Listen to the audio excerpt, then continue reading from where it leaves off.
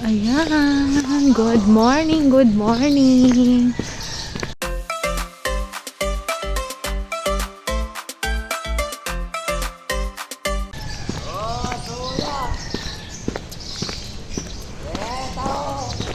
So nga, ayun nga guys, papasok na naman ako sa school. At maglalakad lang.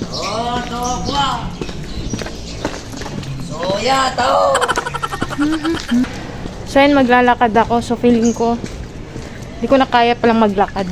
What? Kasi alas 7 na. Mag-alas 8 na kasi.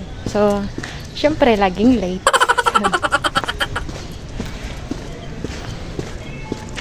Pero parang balak kong maglakad.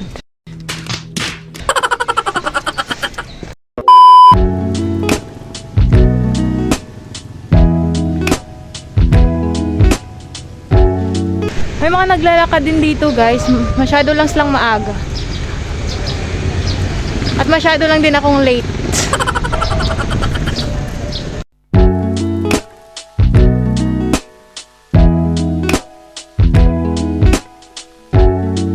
Few moments later. Hindi, may nakita kong pusa. Oh, cute. Ay, natakot tuloy sila.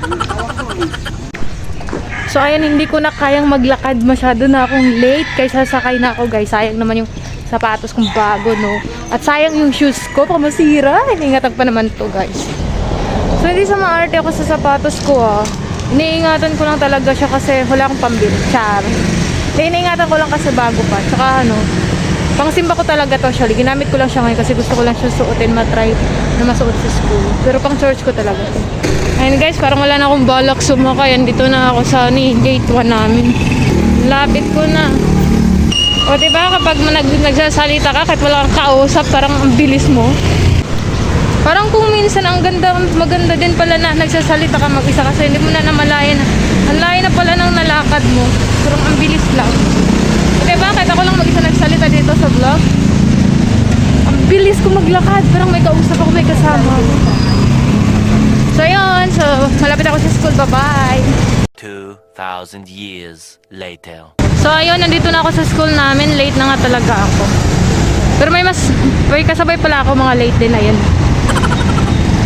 So yun, papasok na ako, sobrang late ko na. Tawid na ako, bye-bye.